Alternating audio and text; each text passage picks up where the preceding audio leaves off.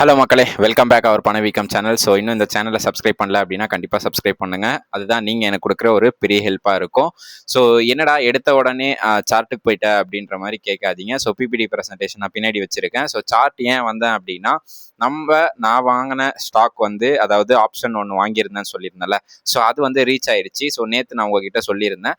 So அது பார்த்துட்டு அப்படியே வந்து நம்ம போகலாம் அப்படின்றதால வந்து நான் டைரெக்டாக வந்து இப்போ வந்து சார்ட்டில் வந்திருக்கேன். ஸோ சார்ட் படி பார்த்தீங்க அப்படின்னா, நான் வந்து பையிங் ஜோனாக வந்து 12ஆம் தேதி, அதாவது 12ஆம் தேதி வந்து நான் சொன்னது எங்கே அப்படின்னா, ரூ. 20லேருந்து ரூ. 25 வாங்க சொல்லியிருந்தேன். ஸோ ஃபர்ஸ்ட் டார்கெட்டாக பார்த்தீங்க அப்படின்னா ரூ. 34, செகண்ட் டார்கெட் ரூ. 47, அதாவது ரூ. 47 ஒரு விஷயம் இருக்குது அப்படின்ற மாதிரி நான் சொல்லியிருந்தேன். ஸோ கரெக்டாக பார்த்தீங்க அப்படின்னா அந்த ரூ. 47 ரீச் பண்ணிட்டு இன்னைக்கு வந்து க்ளோஸ் ஆயிருக்கு.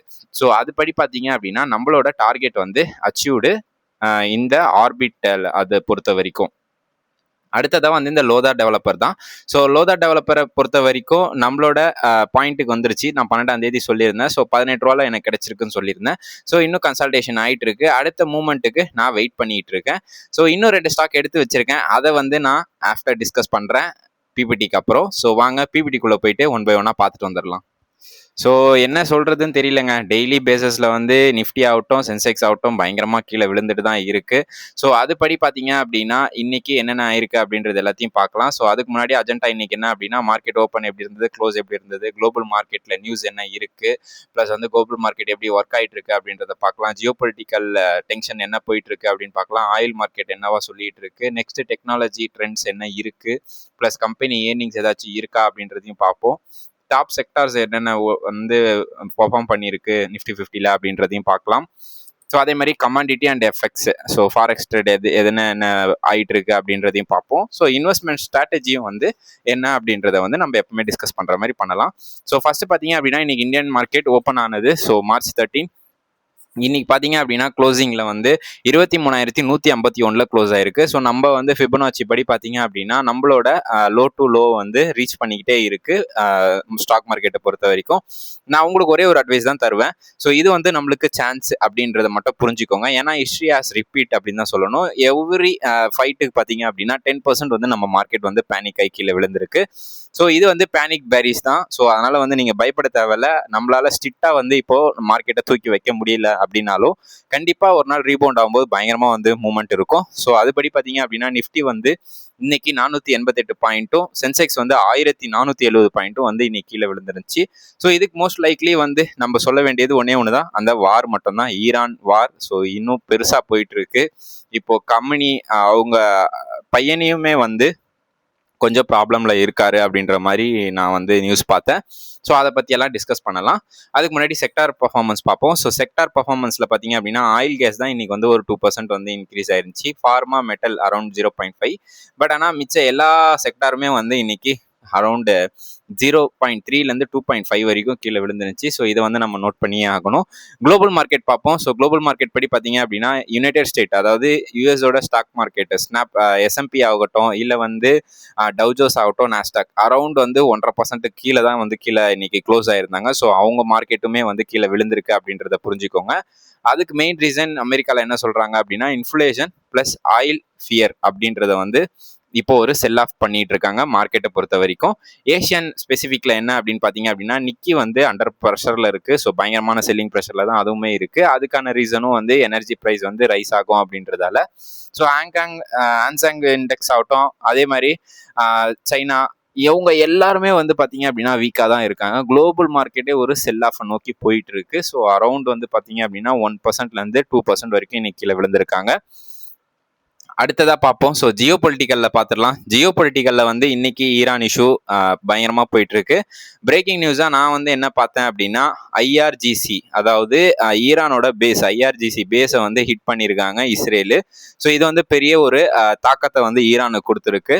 அதே மாதிரி தெஹ்ரீனில் வந்து பார்த்தீங்க அப்படின்னா அவங்களோட மக்கள் எல்லாருமே வந்து வெளியேறாங்க. ஸோ அதையுமே வந்து நம்ம நோட் பண்ணணும். ஸோ அடுத்தடுத்து தெஹ்ரீனை டார்கெட் பண்ணுறாங்களா அப்படின்னு சொல்லிட்டு.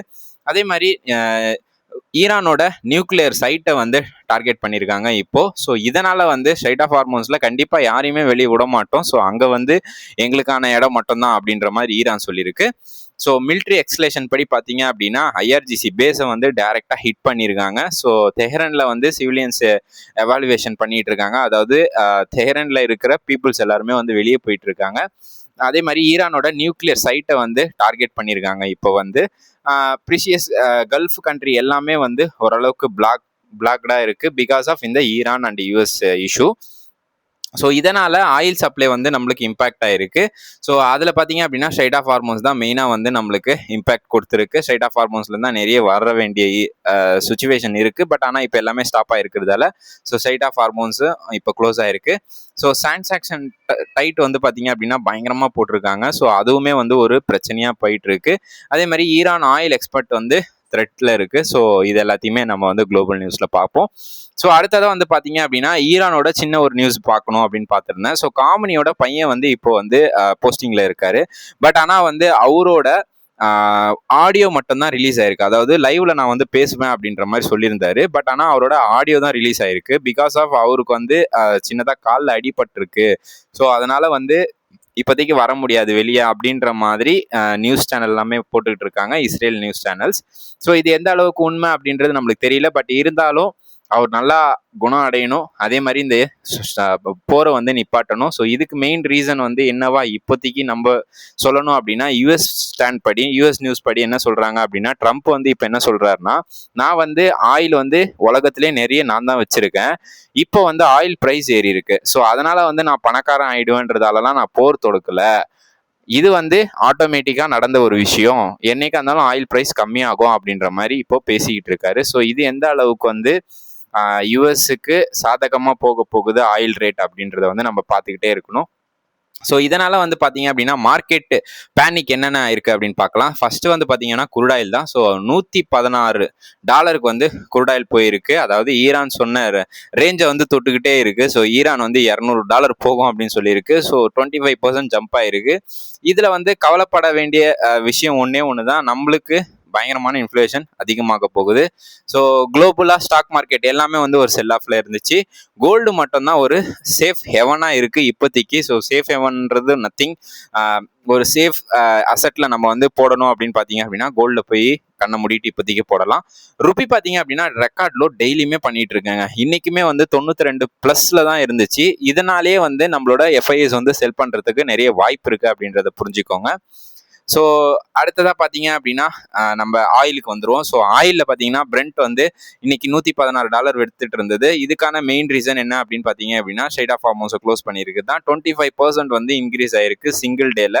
ஸோ நம்மளுக்கு ரஷ்யாவும் வந்து ஆயில் கொடுக்க மாட்டோம் அப்படின்ற மாதிரி சொல்லியிருக்கிறதால இது ரொம்ப பிரச்சனையாக போயிட்டு இருக்கு அப்படின்றதையும் புரிஞ்சுக்கோங்க. இதனால இந்தியாவோட இம்போர்ட் பில்லு, அதாவது ஒரு பேரல் வந்து ஏறிச்சு அப்படின்னா 10,700 ரூபா வந்து இன்க்ரீஸ் ஆகும் நம்மளோட இந்தியன் மணிக்கு பொறுத்த வரைக்கும். ஸோ அப்போ வந்து ₹62 $116 வந்திருக்கு அப்படின்னா அப்போ நீங்கள் கனெக்ட் பண்ணி பார்த்துக்கோங்க எவ்வளோ வந்து இன்க்ரீஸ் ஆயிருக்கு ஆயிலோட ப்ரைஸு. ஸோ இதை எப்படி மேனேஜ் பண்ண போகிறாங்க நம்ம கவர்மெண்ட் அப்படின்றத நம்ம வந்து வெயிட் பண்ணி தான் பார்க்கணும். பெட்ரோல் அண்ட் டீசல் வந்து ரிவிஷன் ரிஸ்க்ல இருக்கு. ஸோ பாசிபிளி ப்ரைஸ் ஹைக்கில் மட்டும்தான் இப்போ நம்ம பார்த்துக்கிட்டே இருக்கணும். ஏர்லைனை பொறுத்த வரைக்கும் இப்போதைக்கு இம்போர்ட் காஸ்ட் வந்து அதிகமாக இருக்குது. ஏர்லைனுக்கு நிறைய ஃபியூவல் தேவைப்படும். ஸோ அதுவுமே அவங்களோட ஒயிட் பெட்ரோல்லாம் வந்து அதிக ரேட்டு. ஸோ அதைப்படி நம்ம பார்த்தோம் அப்படின்னா ஏர்லைனுக்கு கொஞ்சம் பெரிய பாதிப்பு இருக்குது. இதில் லாஜிஸ்டிக்கும் பாதிப்பு இருக்குது. ஏன் அப்படின்னா நம்ம கப்பல் வழியாக தான் வரணும். ஸோ அதுக்குமே வந்து ஆயில் தேவைப்படும். ஸோ அதுவுமே வந்து இப்போது பயங்கரமான அடியில் இருக்குது அப்படின்றத புரிஞ்சுக்கோங்க. ரெவன்யூ இதனால் யாருக்கு வந்து பெனிஃபிட் அப்படின்னு பார்த்தீங்க அப்படின்னா ஓஎன்ஜிசியும் ஆயில் இந்தியாவும் வந்து ரினியூவபிள், அதாவது ஃபில்டர் பண்ணுறதால ஸோ அவங்களுக்கு வந்து ஒரு பெனிஃபிட் இருக்கும். ரினியூவபிள் எனர்ஜி கொஞ்சம் டிமாண்ட் ஆகும். ஸோ அதனால வாரி இவங்க எல்லாருமே வந்து ஓரளவுக்கு மேலே போகிறதுக்கான வாய்ப்பு இருக்குது அப்படின்றதையும் பார்த்துக்கோங்க. ஸோ இதுதான் வந்து ஆயிலோட இன்னைக்கு நியூஸு. ஸோ டெக்னாலஜி ட்ரெண்ட்ஸில் பார்ப்போம். ஸோ டெக்னாலஜி ட்ரெண்ட்ஸில் வந்து இப்போதைக்கு ஒரு செமிகண்டக்டர் பூம் அப்படின்றத வந்து நம்ம ஆல்ரெடி சொல்லிக்கிட்டே இருக்கோம். அதுக்கான ரீசனாக வந்து பார்த்தீங்க அப்படின்னா ஏஐ டேட்டா சென்டர் ஸ்பெண்ட் பண்ணியிருக்காங்க. அதாவது 650 பில்லியன் வந்து ஸ்பெண்ட் பண்ணியிருக்காங்க. மைக்ரோசாஃப்ட், கூகுள், அமேசான் இவங்க எல்லாருமே சேர்ந்து என்விடியா கிட்ட வந்து ஜிபியு டிமாண்ட் பண்ணி இப்போ வந்து டிஎஸ்எம்சி, அதாவது தாய்வானோட சிப் கம்பெனிக்கு சப்ளையராக வந்து சேஞ்ச் ஆகிருக்காங்க. ஸோ இதனால் வந்து யார் பெனிஃபிட் ஆவாங்க அப்படின்னா இந்தியாவோட ஐடி கிளைண்ட் இருக்காங்கல்ல அவங்க வந்து மாஸ்டரைசிங்காக ஃபாஸ்ட்டாக வந்து க்ரோ ஆகிறதுக்கான வாய்ப்பு இருக்குது. ஸோ ஏஐ வந்து அடுத்ததாக வந்து இந்த ஐடி துறையை வந்து மேலே எடுத்துகிட்டு போகலாம் அப்படின்ற மாதிரி சொல்லியிருக்காங்க.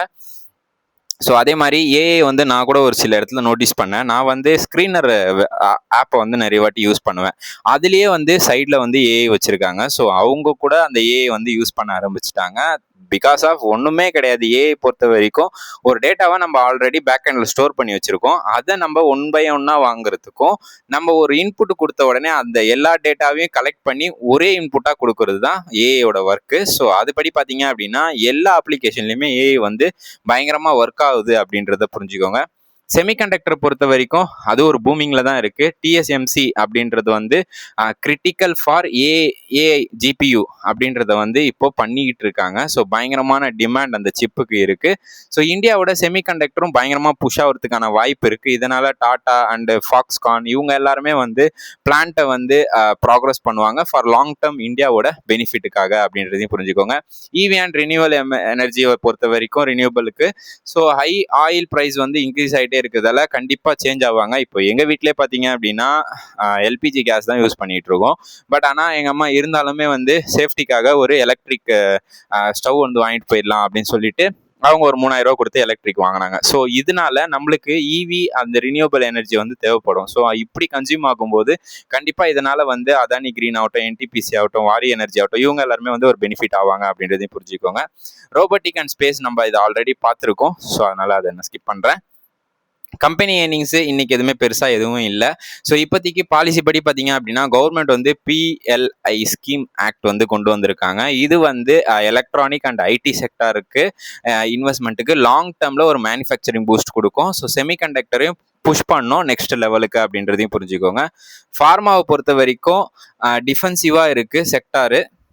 டிஃபெண்டிங் அவுட் ஆஃப் பர்ஃபார்மன்ஸில் இருக்குது. அதாவது ஃபார்மா பொறுத்த வரைக்கும் இப்போ வந்து நல்ல ஒரு ஹோல்டிங் பாசிட்டிவாக போயிட்டு இருக்கு. இப்போ வந்து ஒரு செக்டார் ரிவர்சல் ஆயிருக்கிறதால ஃபார்மா ஸ்டாக் எல்லாமே வந்து ஓரளவுக்கு ஹையாக போகிறதுக்கான வாய்ப்பு இருக்குது வார் பேஸ் பண்ணி அப்படின்றதையும் புரிஞ்சுக்கோங்க.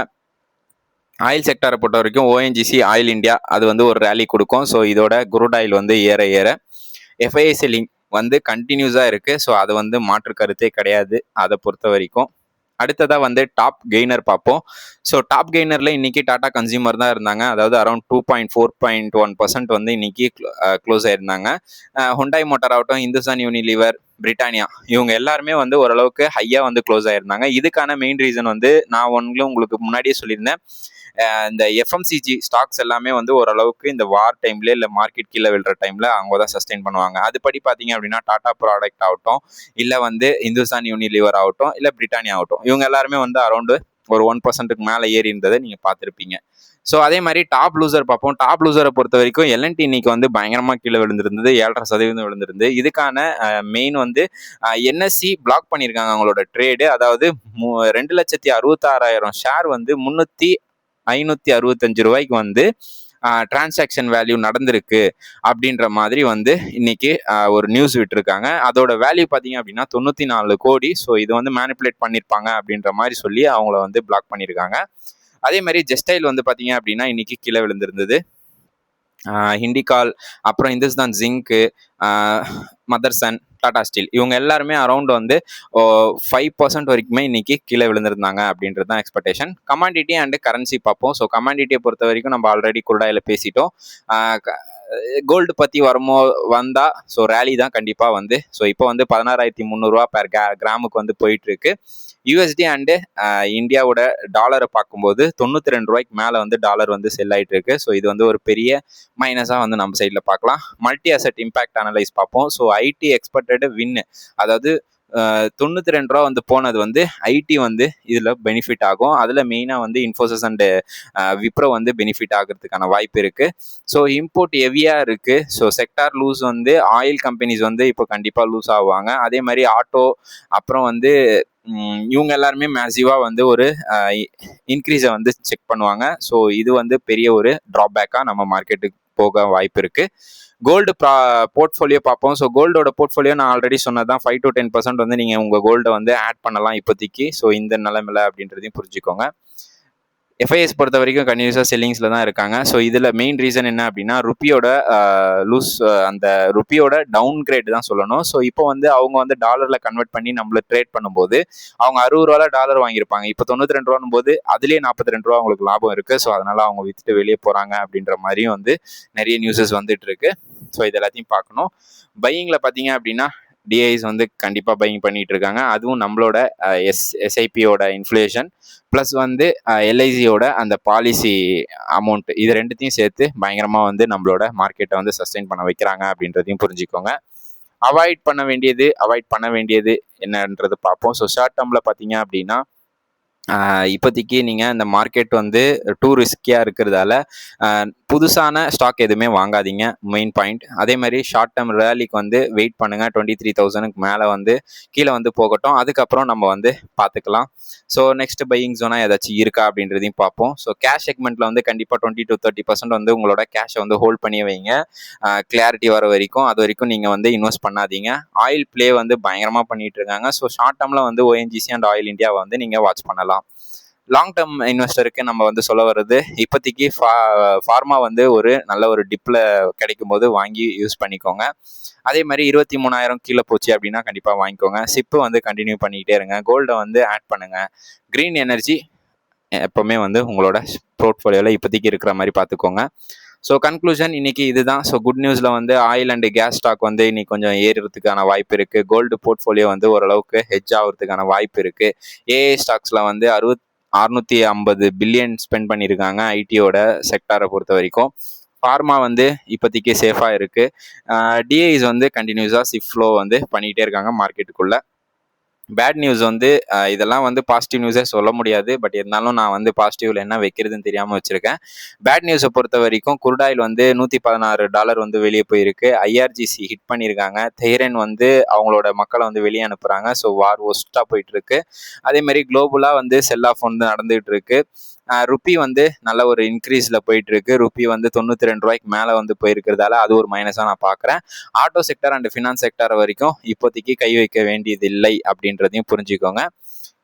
ஸோ அடுத்ததான் நம்ம சார்ட்டுக்கு போய் ஒன் பை ஒன்னாக சார்ட் என்ன சொல்லுது அப்படின்றத. ஸோ சார்ட்டில் வந்து நான் வந்து இன்னைக்கு கெய்ன்ஸ் டெக்னாலஜி தான் வாங்கலான்னு இருக்கேன். ஸோ கெய்ன்ஸ் டெக்னாலஜியை பொறுத்த வரைக்கும் நான் வந்து இது எங்கே பை பண்ணுவேன் அப்படின்னா 50 ரூபாலேருந்து 80 ரூபாய்க்குள்ளே வந்து நான் பை பண்ணுவேன். ஸோ இன்னைக்கு அரௌண்ட் வந்து எனக்கு வந்து இது சான்ஸ் கொடுத்துருந்தது. பட் ஆனாலுமே வந்து நான் வந்து வெயிட் பண்ணுறேன் அடுத்த ஒரு சிக்னலுக்கு. ஸோ வெயிட் பண்ணி நான் வந்து வாங்கலாம் அப்படின்றது இருக்கேன். இதோட டார்கெட் 120 ரூபாலேருந்து 160 ரூபா வரைக்கும் போகிறதுக்கான வாய்ப்பு இருக்குது அப்படின்றத புரிஞ்சுக்கோங்க. அடுத்ததாக வந்து டால் பாரத் அப்படின்றது தான். ஸோ இது வந்து புட் ஆப்ஷன் 30 மார்ச்சோடது. ஸோ அதில் பார்த்தீங்க அப்படின்னா என்ட்ரி வந்து 25 ரூபாலேருந்து 30 ரூபா நான் வந்து என்ட்ரி பண்ணுவேன். ஸோ அதில் வந்து ரீச் ஆயிடுச்சு. ஸோ அதனால் வந்து நான் என்ட்ரி கொடுத்துருக்கேன். ஸோ இங்கேருந்து பார்த்தீங்க அப்படின்னா 40 ரூபா, 50 ரூபா, 60 ரூபா. ஸோ இந்த 3 டார்கெட்டையும் வந்து ஹிட் பண்ணோம் அப்படின்ற மாதிரி நான் நம்புகிறேன். ஸோ அடுத்ததாக வந்து ஆர்பிட் வந்து நம்மளுக்கு ரீச் ஆகிடுச்சு. ஸோ அதனால் வந்து நான் இதை எடுத்துறேன். லோதா வந்து போயிட்டுருக்கு. ஸோ என்ன ஆகுது அப்படின்றத நம்ம பார்ப்போம். ஸோ ஃபிபனாச்சி படி பார்த்தீங்க அப்படின்னா நான் உங்களுக்கு முன்னாடியே சொன்னது தான். ஸோ ஃபிபனாச்சி வந்து பயங்கரமாக ஒர்க் ஆகிட்டு இருக்கு. ஸோ அரௌண்ட் வந்து இப்போ வந்து இந்த இடத்த வந்து ரீச் பண்ணுறதுக்கு அது வெயிட் பண்ணிகிட்டு இருக்கு அப்படின்றது வந்து நல்லாவே புரியுது. 23,150 அப்படின்ற ரேஞ்சை வந்து கண்டிப்பாக வந்து இது ரீச் பண்ணோம் அப்படின்றது வந்து சந்தேகமே இல்லை. ஸோ அந்த ரேஞ்சை வந்து இது உடைச்சிருக்கு. ஸோ உடைச்சிட்டு இப்போ பார்த்தீங்க அப்படின்னா அடுத்த ரெட் ஜோனுக்கு வந்து மூவ் ஆகிட்டு இருக்கு. ஸோ இந்த ரெட் ஜோனை வந்து இது உடைச்சிருச்சு அப்படின்னா கண்டிப்பாக வந்து இது 21,330 ரூபா வர்றதுக்கான ஹை பாசிபிலிட்டிஸ் இருக்கு. ஸோ இது படி பார்த்தீங்க அப்படின்னா நம்ம போட்டு வச்சிருந்த ஃபிபனாச்சி வந்து பயங்கரமாக ஒர்க் ஆகிட்டு இருக்கு அப்படின்றத மட்டும் புரிஞ்சுக்கோங்க. கன்சல்டேஷன் ஆக மாட்டேங்குது, லோக்கு தான் போயிட்டு இருக்கு மார்க்கெட்டு. ஸோ அடுத்ததாக வந்து நம்ம சென்செக்ஸை பார்ப்போம். ஸோ சென்செக்ஸை பொறுத்த வரைக்கும் இன்னைக்கு வந்து அரௌண்ட் வந்து நம்மளோட சப்போர்ட் எல்லாத்தையுமே வந்து உடச்சிருச்சு. ஸோ சப்போர்ட்டை உடச்சி புது சப்போர்ட்டுக்கு இது வந்து போயிட்டு இருக்கு. ஸோ 72,648 தான் நான் வந்து சொல்லியிருந்தேன். ஸோ பார்ப்போம், மேபி வந்து இது ஒரு ஆஃப் ரீப்ளேஸ்மெண்ட் எடுக்குதா அப்படின்றத வந்து நம்ம வெயிட் பண்ணோம். ஏன்னா இதுக்கும் ஆஃப் வந்து ஒரு ரீப்ளேஸ்மெண்ட் இருக்கு. ஸோ இங்கேருந்து ஸ்ட்ராங்காக வந்து சப்போர்ட் எடுக்குதா, இல்லை அப்படின்னா ஃபர்தராக வந்து இது மூவ்மெண்ட் கீழே தான் வருதா அப்படின்றதையும் நம்ம வெயிட் பண்ணி பார்க்கலாம். ஸோ இப்போ வந்து நீங்கள் கன்சல்டேஷன் பண்ண வேண்டிய ஸ்டாக்ஸ் என்னென்ன அப்படின்றத நான் சொல்கிறேன்.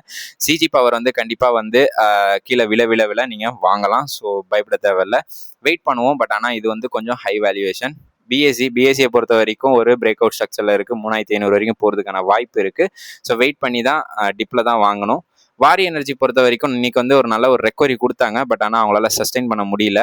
பட் இருந்தாலும் வாரியை வந்து நீங்கள் கன்சிடர் பண்ணணும்னா கண்டிப்பாக பண்ணலாம். அடுத்ததாக வந்து இந்த நாட்கோ ஃபார்மாஸ் வந்து நான் பார்த்துக்கிட்டே இருக்கேன். ஸோ நாட்கோ ஃபார்மா வந்து இவ்வளோ வார்லையுமே வந்து ஒரு நல்ல ஒரு ரேஞ்சை வந்து அது வந்து ரீச் பண்ணிக்கிட்டே இருக்குது. அதனால் நாட்கோ ஃபார்மாவும் நான் வந்து என்னோட போர்ட்ஃபோலியோ வந்து ஆட் பண்ணலாம் அப்படின்ற மாதிரி பார்க்குறேன். ஸோ வெயிட் பண்ணிகிட்டு இருக்கேன் நாட்கோ ஃபார்மாக்கு. எனக்கு பையிங் ஜோன் கிடைச்சிச்சு அப்படின்னா நான் கண்டிப்பாக அதை வந்து நான் உங்களுக்கு வாங்கும்போது உங்களுக்கு கூட டிஸ்கஸ் பண்ணுறேன். ஸோ இன்னைக்கான வீடியோ எப்படி இருந்தது அப்படின்றத கண்டிப்பாக கமெண்ட் செக்ஷனில் சொல்லுங்கள். ஸோ நன்றி மக்களே.